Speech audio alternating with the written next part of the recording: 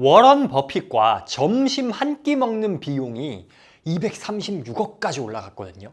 굉장히 큰 돈이죠. 그런데 사실 이 돈도요, 버핏의 자산에 비하면 아무것도 아닙니다. 워런 버핏 자산이 236조 정도 된대요. 그러면 아까 246억 점심 식사값 굉장히 큰 돈인데 사실 버핏 자산의 0.1%밖에 안 돼요. 그렇다면 밥 한 끼 하는 게 아니라 버핏이 236조를 벌 수 있었던 그 투자 비결을 알려준다 그러면 도대체 얼마를 내야 됩니까? 놀랍게도 0원입니다.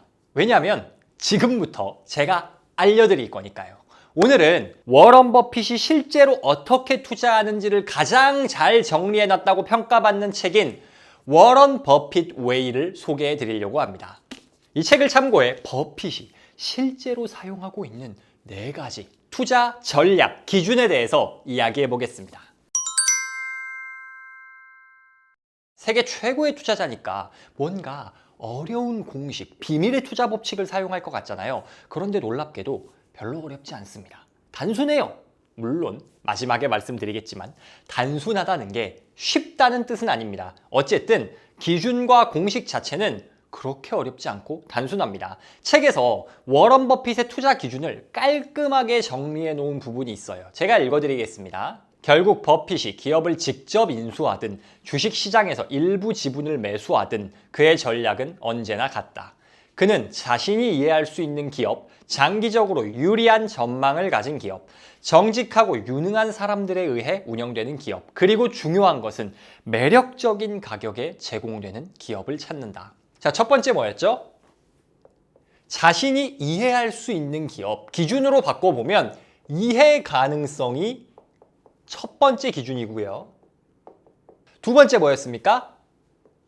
장기적으로 유리한 전망을 가진 기업, 이걸 장기 전망이라고 해보겠습니다. 세 번째는 정직하고 유능한 사람들에 의해 운영되는 기업, 사람이라고 해보겠습니다. 네 번째 뭐였죠? 매력적인 가격에 제공되는 기업, 가격이라고 하겠습니다. 워런 버핏이 투자할 종목, 기업을 선택하는 건 이 4가지 기준으로 끝난다는 거죠. 하나씩 천천히 살펴보겠습니다. 첫 번째, 이해 가능성입니다. 내가 이 회사가 어떤 비즈니스를 하고 있고 어떻게 돈을 벌고 리스크는 무엇이고 그냥 그 분야를 속속들이 알아야 된다는 거죠. 워런 버핏의 투자 철학의 기초를 닦아준 스승이 벤자민 그레이엄이거든요. 그런데 벤자민 그레이엄의 기초 투자 원칙을 한 문장으로 정리하면 이겁니다. 가치보다 싸게 사야 된다. 이 회사가 가진 내재 가치는 얼만데 그보다 싼 가격에 사야 된다라는 거죠. 그런데 가치보다 싸게 살려면 우리에게 필요한 전제가 있습니다. 그게 뭐죠? 가치. 가치라는 게 얼만데. 그래서 이 회사의 진짜 가치는 얼만데를 이해하고 알아야 된다는 거죠. 자, 그렇다면 어떤 회사의 가치를 정확하게 알려면 우리가 알아야 되는 정보들이 있습니다. 이 회사가 얼마를 벌고, 부채는 얼마고, 앞으로 얼마를 벌 거고, 무엇보다 이 회사가 지금 돈은 많이 벌어도 경쟁에서 살아남을 만큼, 경쟁자를 압도할 만큼의 경쟁력, 비교 우위가 있냐, 이게 굉장히 중요하죠. 그런데 기본적으로요, 내가 잘 모르는, 이해할 수 없는 분야는 이 가치를 평가하는 게 어렵습니다. 제가 예전에 주식에 한참 빠져가지고 그 주식 공부를 좀 열심히 했거든요. 그때 카메라 만드는 회사 주식을 공부한 적이 있어요. 테슬라가 카메라로 자율주행한다고 하잖아요. 그러니 그 카메라 회사가 자율주행 테마로 묶인 거예요. 그래서 제가 엄청나게 공부를 했거든요. 근데 문제가 뭐냐면 이 회사 차량용 카메라가 다른 회사 카메라보다 경쟁 우위가 있는지 뭐가 더 좋은지를 알 수가 없어. 어떻게 알아? 보고서 읽어봤어요. 다 읽어봤는데 되게 막 좋은 기술이 있어요. 뭐 광학 센서를 해가지고 어쩌고 저쩌고 A 기술이 있고 B 기술이 있고 뭐 그런데 문제는 그래 좋은 건가 보다. 근데 그게 다른 회사보다 좋은 건가? 이걸 제가 알 수가 없어요. 왜냐면은 전문 지식이 없으니까. 제가 잘 알면 그 카메라에 대한 지식이 있었으면은 딱 보고 아 그래 이 회사는 이게 좋다 말하고 저 회사는 저게 좋다 말하지만 전문가적 안목으로 봤을 땐 저게 맞아 이런 식으로 판단할 수가 있잖아요. 순간적으로 내가 가치 있다 생각하는 기술을 가진 회사의 주식이 떨어지더라도 야 결국에는 여기가 기술 우위가 있어 라고 깡다구 있게 버틸 수가 있어. 근데 내가 모르니까 못 버티겠더라고요. 한창 오를 때는 그렇지 내 선택이 맞았어 해가지고 막 추가 매수했다가 갑자기 떨어져. 왜 떨어지지? 내가 비교 우위를 잘못 분석했나? 그래서 손절하게 되고 이렇게 되는 거죠. 다행히 손해는 안 봤던 것 같은데 큰 그렇게 돈을 벌지는 못했어요. 또 어떤 경우가 있었냐. 증권주를 분석을 하는데 기본적으로 증권이나 금융 쪽은 부채 비율이 엄청 높거든요.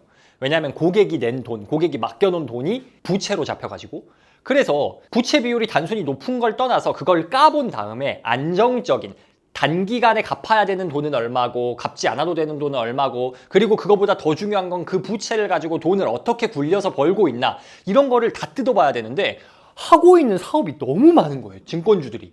투자하고 있는 회사가 너무 많아. 그러니까 얘들이 돈을 안정적으로 투자한 게 맞는지 얘네한테 리스크가 있는지 얘네가 수익률을 도대체 몇 프로를 내고 있는 건지 그게 내년에도 반복될 수 있는지 알 수가 없어요. 이해할 수가 없어. 제가 카메라와 증권주 이야기에서 말씀해 드렸듯이 제가 그 산업과 그 회사의 비즈니스 구조를 이해를 못한 거예요. 그러니 여기가 가치가 있느냐 가격이 적절하냐 경쟁 우위가 있냐 없냐 판단이 안 되는 거죠. 그런데 제가 가치 판단 여기가 더 낫다 여기는 훌륭한 회사다 라는 걸 정확하게 판단할 수 있는 분야가 있어요. 그게 뭐냐면 저는 교육업은 정확하게 판단이 돼요. 교육업은 적어도 이 학원이 혹은 이 교육업체가 제공하고 있는 교육이 진정성이 있느냐 뭐 주가가 비싸냐 싸냐 이건 모르겠고 그 교육이 진정성이 있느냐 이 강사의 강의가 다른 강사들의 강의보다 뭐가 더 매력적이고 왜 수강생들이 이 친구에게 열광하는 것이냐 이거는 다 보여요. 왜냐하면 제가 교사 출신이었거든요. 그래서 좋은 수업을 워낙 많이 봐서 이게 좋다라는 걸 알아. 막 SNS 마케팅도 보입니다. 어디가 야 저기는 마케터 진짜 잘하네. 사람들의 관심을 끄는 마케팅을 잘하네. 매력적이다. 이거 판단은 제가 정확히 할 수 있어요. 그렇다면 저는 카메라주에 투자해야 됩니까? 교육주 아니면 마케팅 회사에 투자해야 됩니까? 당연히 제가 아는 곳에 투자해야 될 거예요. 왜? 아니까 가치를 판단할 수 있거든요. 그런데 우리는 트렌드를 쫓아가려고 합니다. 트렌드를 쫓으면 어떤 거예요? 뭐 블록체인, 양자 컴퓨터, AI. 여러분, 어떤 양자 컴퓨터가 더 좋은지 판단 가능하십니까? AI, 구글, 챗GPT 이거는 그냥 시작이고 뒤에 엄청난 서비스들이 많이 있잖아요. 회사들이 엄청 많아. 그중에 뭐가 장기적으로 10년 뒤에 살아남을 만큼 압도적인 비교 우위를 가졌는지 아십니까? 어려워요. 몰라요. 오픈 AI CEO인 샘 알트먼도 10년 뒤에 누가 승자가 될지 모를 겁니다. 그래서 버핏은 말합니다. 잘 아는 것에 투자해야 된다. 막 트렌드 쫓아서 최신 기술 따라가면 안 되고 자기가 충분히 이해할 수 있는, 가치 평가할 수 있는 기업을 투자해야 된다. 실제로 버핏의 포트폴리오를 보면요. 보험회사, 철도회사 이런 오래된 기업들. 최신 기업이라고 할 만한 건 애플 정도? 그런데 애플도 사실은 한 20, 30년 된 회사잖아요. 엄청나게 빠른 트렌드, 최신 기술을 쫓아서 투자할 필요 없습니다. 내가 잘 아는 분야를 투자해야 된다는 거죠. 잘 아는 분야가 엄청나게 많을 필요도 없습니다. 책에서 이렇게 말해요. 자신의 능력 범위 안에서 투자해야 한다. 중요한 것은 그 범위가 얼마나 크냐가 아니라 그 경계를 얼마나 명확히 하느냐이다. 얼마나 많이 아는지보다도 내가 뭘 알고 뭘 모르는지 아는 메타인지가 더 중요하다는 거죠. 내가 모르는 걸 안다라고 착각하면 실수를 하게 될 겁니다. 그렇다면 내가 어떤 분야를 제대로 알려면 어떻게 해야 합니까? 그 분야에 충분한 시간을 써야 돼요. 내가 충분히 안다, 이 업계는 정확하게 안다라고 말할 수 있을 때까지 공부하는 시간을 가져가야 합니다. 그 사이에 다 오르면 어떡하냐고요? 버핏은 상관없다고 말합니다. 책에서 이렇게 말합니다. 위대한 기업을 정의하는 한 가지는 25년에서 30년 동안 위대해야 한다는 점이다. 정말 긴 시간 동안 우리에게 엄청난 수익을 안겨다 줄, 그리고 워런 버핏을 부자로 만들어준 그런 위대한 기업들은요 1, 2년 만에 탄생하지 않습니다. 역사가 2, 30년 된 긴 기업들, 오래 살아남은 기업들 중에서 엄청난 가치가 나오는 거죠. 투자에도 복리가 작용하듯이 사업에도 복리가 쌓입니다. 실제로 워런 버핏이 코카콜라 투자로 재미를 많이 봤는데 코카콜라가 완전 신생기업일 때 투자한 게 아닙니다. 이미 몇십 년 업력을 갖추고 전 세계 콜라 1등을 먹고 워런 버핏도 콜라 중독자가 돼서 매일매일 콜라를 먹고 그러고도 한참이 지나서야 정말 코카콜라를 속속들이 파악하고 나서야 투자한 겁니다. 왜? 그때서야 버핏이 코카콜라의 비즈니스와 잠재 성장성을 이해했기 때문에. 내가 이해할 수 있는 것에 투자해야 한다. 이게 바로 워런 버핏이 지키고 있는 단순하지만 강력한 투자 1번 원칙입니다. 두 번째는 뭐죠? 장기 전망이었습니다. 앞으로도 잘 될 회사에 투자를 해야 된다는 거죠. 이게 어려워요. 어려운 걸 잘 보여주는 사례가 있는데 좋은 기업을 넘어 위대한 기업으로 라는 굿 투 그레이트라는 책이 있습니다. 이 책에서 위대한 기업의 조건에 대해 설명하고 그 조건에 해당하는 기업 11개를 소개하거든요. 그런데 그 기업 중에 3개는 파산했거나 엄청나게 심각한 위기를 겪고 지금 그때의 영광을 회복하지 못했습니다. 그럼 나머지 8개는 다 잘 나가냐? 쏘쏘인 기업들도 좀 있어요. 즉, 지금 잘 나가는 회사, 지금 좋은 회사를 산다고 해서 그게 꼭 투자 수익으로 돌아오지 않을 수 있다는 거죠. 앞으로도 잘 나가야 됩니다. 그렇다면 앞으로도 잘 나갈 회사는 어떻게 판단할 수 있냐? 워런 버핏 웨이에서는 3가지 기준을 제시합니다. 첫 번째 기준은 강력한 상품, 사람들이 필요로 하고 원하는 강력한 서비스나 제품을 제공하는 기업. 예를 들어서 미국인들은 아이폰 없으면 못 살아요. 밥 굶을래 아이폰 뺏길래 하면 밥을 굶겠다고 합니다. 애플만큼은 아니지만 코카콜라도 만만치 않아요. 콜라 못 먹으면 안 된다 이런 말이 나오니까 이렇게 눈에 보이는 소비재 중에서 나 이거 없으면 못 살아 할 만큼 강력한 상품이 있어야 된다는 거죠.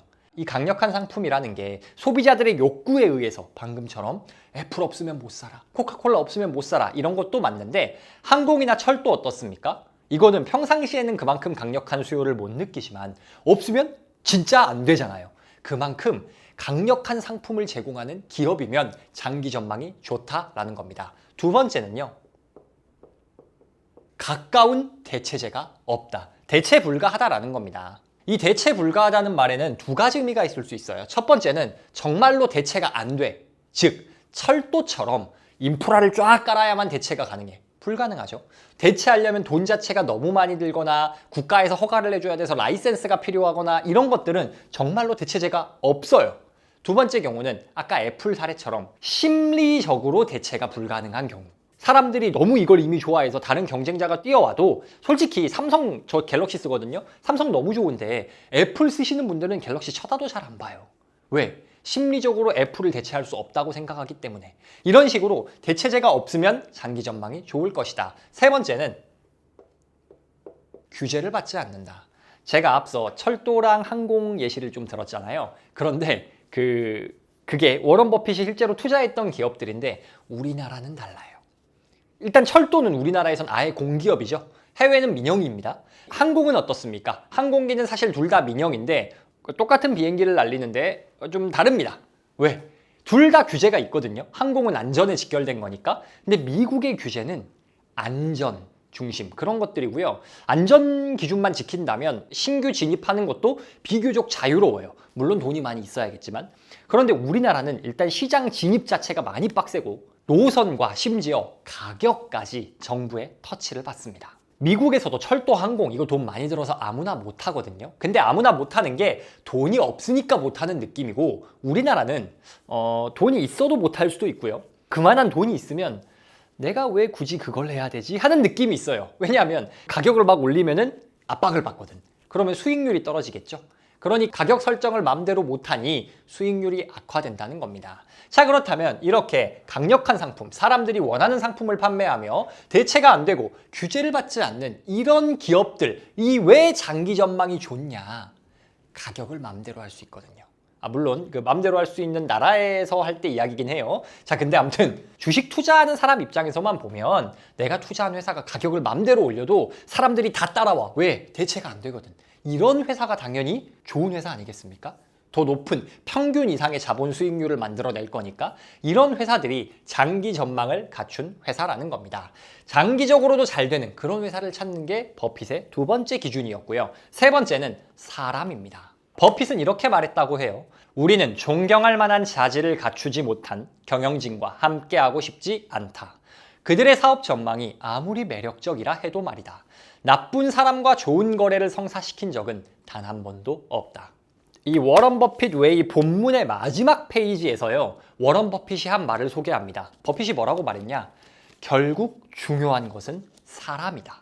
제가 비즈니스 코칭을 하거나 SNS 교육할 때 항상 하는 말이거든요. 그게 뭐냐면 비즈니스도 결국은 인간관계다. 우리가 투자를 할 때 보면 특히 회사를 숫자로 보거든요. 가격이 얼마고 주가가 현재 이익의 몇 배고, 그런데 사실은 그 숫자 뒤에 사람들이 있어요. 그 기업은 사람들이 만들어가고 있는 겁니다. 그러니 당연히 기본적으로 경영진이 훌륭한 리더여야 되고요. 그 회사 소속 구성원들이 만들어가고 있는 문화가 좋은 문화여야겠죠. 자, 그런데 그럼 경영진이 좋다, 사람이 좋다라는 건 기준이 무엇이냐라고 하면 책에서 제시하는 첫 번째 기준은 합리적인가. 대표이사가 자기들만 이득 취하려고 누가 봐도 야, 저건 상식적이지 않아 라는 이상한 행동하지 않나. 합리적으로 행동하고 주주의 이익을 극대화하기 위해서 최선을 다하는가. 이게 좋은 경영진을 판단하는 첫 번째 기준이고요. 두 번째는 주주들에게 솔직한가. 간혹 뉴스를 보면 우리나라 이야기 아니고 해외 사례를 보다 보면 멋있는 거 발표할 때만 오너가 맨 앞에 나오고, 그 문제가 생기거나 힘들면 뒤로 쏙 숨어서 안 나오고, 어디 뭐 해외 여행을 간다거나 출장을 갑자기 잡아서 간다거나, 그런 분들이 해외에 있어요. 해외. 우리나라 아니고, 우리나라 기업 오너분들은 훌륭하시고 해외에만 있었으면 좋겠네. 자, 아무튼 뭐냐면은 경영자가 멋있을 때만 앞에 나오고 힘들 땐 뒤로 숨으면 투자한 사람들이 그 사람을 믿고 싶겠습니까?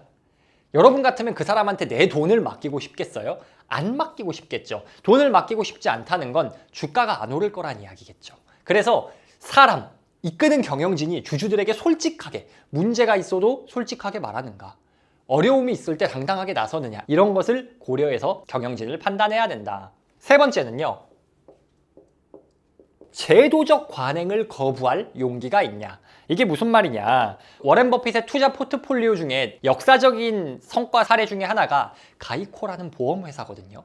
근데 보험사들의 일반적인 판매 구조는 어땠냐면요, 대리점이 있고 대리점에 소속된 보험 설계사가 있고 그 보험 설계사가 보험을 판매하고 영업을 하는 그런 구조였어요. 우리나라 보험사들도 지금 이렇게 다 합니다. 그런데 가이코는요, 아예 대리점이랑 설계사를 없앴어요. 그래서 전화 상담을 하고 웹사이트로 가입을 받고 모바일 어플을 바로 시작했어. 그러니 중간에 낀 사람이 없잖아요. 수수료가 줄어들고 가격을 낮출 수가 있다는 거죠. 그런데 가이코가 시작할 때는 그게 참 쉽지 않은 선택이었어요. 왜? 아무도 그렇게 안 해. 야, 사람이 설계를 안 해주는데 그게 돼? 이런 것도 있었을 거고, 중간에 사람이 설계를 해줘야 우리 회사에 유리하게 설계를 할 수가 있지, 뭐 이런 관행이 있었는데 가이코는 그걸 거부했다는 겁니다. 그 제도적 관행을 거부할 용기가 어디서 나왔어요? 사람, 그 경영진의 판단에서 나왔다는 거죠. 종합하면 경영자가 합리적으로 주주의 이익을 위해 최선을 다하냐, 문제가 있을 때, 어려움이 있을 때 솔직하게 말하냐, 제도적 관행을 거부할 용기와 실력이 있냐, 이런 것들을 보고 워런 버핏은 주식을 선택한다는 겁니다. 보통 우리가 주식을 투자할 때 주가를 보고 PER을 보고 그러잖아요. 그런데 버핏은 뭐라고 말하냐? 그 전에 사람을 봐야 한다는 겁니다. 마지막, 가격입니다. 당연히 주식을 잘하려면, 수익을 내려면 싼 가격에 사야 되죠. 그 싼 가격이라는 건 이 회사의 가치 대비 싼 가격에 사야 될 겁니다. 그런데 회사에 가치가 있고 가격이 있을 거잖아요. 이성적이고 합리적인 시장에서는 얘네가 항상 일치되어야 돼요. 그런데 그렇지 않습니다. 버핏의 스승인 벤자민 그레이엄은 주가의 움직임을 미스터 마켓이라는 사람에 비유합니다. 그런데 이 미스터 마켓이요, 굉장히 똑똑한데 굉장히 감정적이야. 그래서 가끔 이 가치에 상관없이 자기 기분 따라 가격을 왔다 갔다 바꿔버려요. 그런데 이게 마켓, 주식시장의 속성인데 일반적인 투자자들은 이 미스터 마켓에 휘둘립니다. 미스터 마켓이 정신이 나가가지고 패닉에 빠져서 하고 주식을 던지면 자기도 던져. 미스터 마켓이 야, 이거 모를 것 같다고 광기에 빠져가지고 주식을 미친 듯이 사고 가격이 막 100배 올라가는데 그거에 다 따라타. 그게 미스터 마켓에 휘둘리는 일반적인 투자자입니다. 그런데 버핏은 뭐라고 말하냐? 미스터 마켓을 이용해 먹어야 된다 라고 말합니다. 책에서 이렇게 말해요. 미스터 마켓은 당신을 위해 존재하는 것이지 당신을 이끌기 위해 존재하는 것이 아니다. 당신에게 유용한 것은 그의 지혜가 아니라 그의 지갑이다. 만약 그가 어느 날 특히 어리석은 모습으로 나타난다면 당신은 그를 무시하거나 이용할 자유가 있다. 하지만 그의 영향을 받게 된다면 이는 치명적인 결과를 초래할 것이다. 사람들이 미스터 마켓의 변덕에 따라 왔다 갔다 한다고 했잖아요. 그러면서 손해를 보죠. 그런데 버핏은 현명한 투자자라면 그걸 이용할 수 있어야 된다. 즉, 마켓의 변덕에 따라 움직이는 게 아니라 가치 대비 가격이 너무 떨어졌을 때 그때 사야 된다라고 말하는 겁니다. 그런데 보통 이게 말은 쉽고 실천은 어려운 거죠. 대개 사람들은 미스터 마켓에 따라서 움직입니다. 우리가 수익을 얻으려면 어떻게 해야 된다고 말해요? 사람들과 반대로 가야 된다고 버핏이 말하고 있는 겁니다. 버핏이 랄프 waldo 에머슨의 철학에 영향을 많이 받았거든요. 그런데 랄프 waldo 에머슨은 이렇게 말합니다. 세상 속에서는 세상의 의견을 따라 사는 것이 쉽고 고독 속에서는 자신의 의견을 따라 사는 것이 쉽다.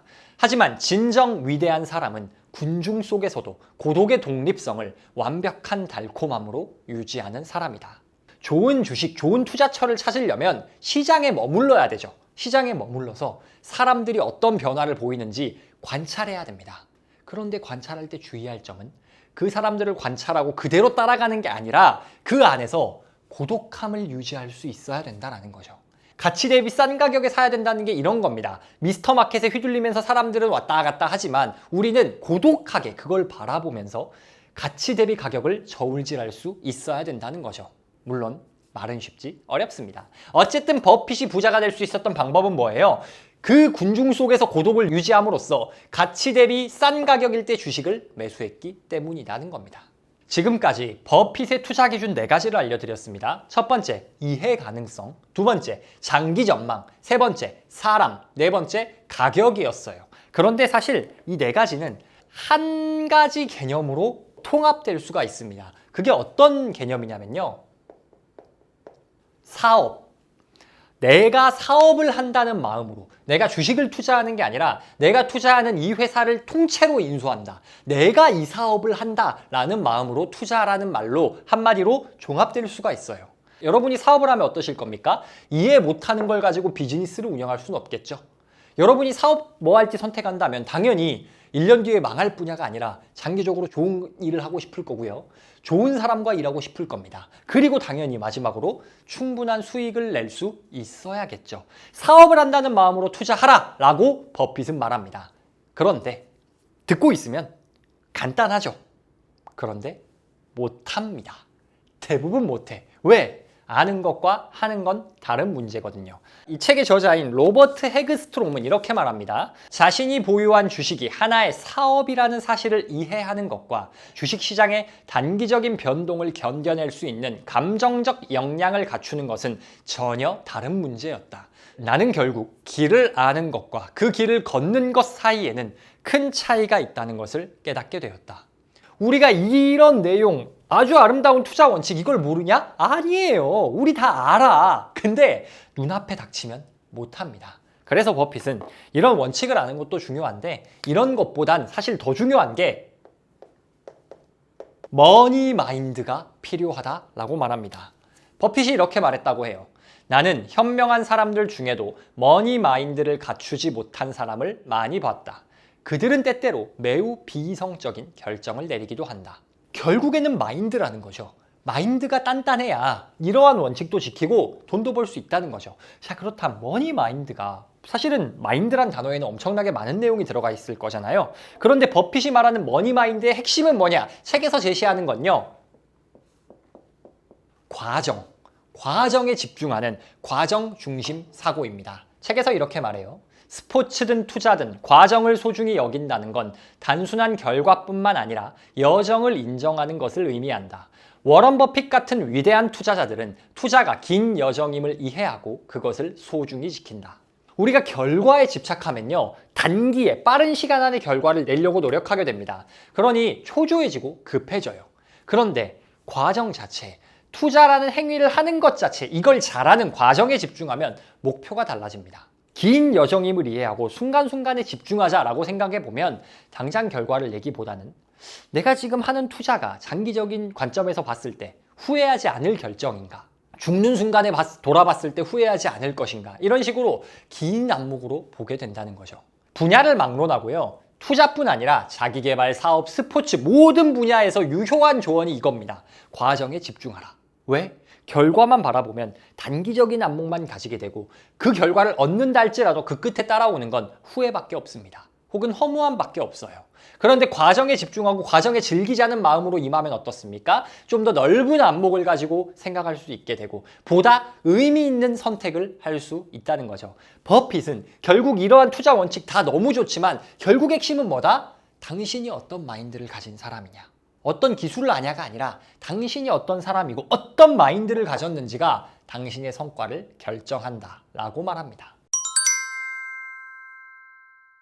오늘은 워런 버핏을 236조 부자로 만들어준 투자 원칙에 대해 이야기해봤습니다. 첫 번째, 이해할 수 있는 사업, 이해할 수 있는 기업에 투자하라. 두 번째, 장기적으로 전망이 유리한 기업에 투자하라. 세 번째, 정직하고 유능한 사람에 의해 운영되는 기업에 투자하라. 네 번째, 매력적인 가격을 가진 회사에 투자하라 라는 것이었습니다. 이 네 가지 기준이 단데 이 네 가지 기준을 안다는 것과 한다는 것은 다른 것이다. 그 기준을 실천하기 위해서 뭐가 필요하다? 머니 마인드가 필요하며 머니 마인드를 구성하는 핵심적인 생각은 결과가 아닌 과정에 집중하라는 것이었습니다. 오늘 영상에 담긴 내용은 이 워런 버핏 웨이에 담긴 핵심만 제가 간단하게 뽑아서 전달한 거고요. 보시다시피 책이 꽤나 두껍습니다. 이 두꺼운 책 안에는요, 구체적으로 기업 가치를 어떻게 평가해야 되는지 버핏이 사용하는 가치 계산법이라던가 실제 사례를 담고 있고요. 버핏이 큰 성과를 냈던 코카콜라, 애플, 가이코와 같은 투자 사례들도 상세히 담겨져 있습니다. 두께도 있고 중간중간 전문적 내용도 들어가고요. 만만한 책은 아닙니다. 그런데 여러분, 우리가 가장 확실하게 큰 성과를 낼 수 있는 지금의 내 수준보다 한 단계 더 점프업 할 수 있는 방법이 뭡니까? 거인의 어깨에 올라타는 거죠. 거인의 어깨에 올라타기에 아주 좋은 책이기에 워렌 버핏 웨이 강력 추천합니다.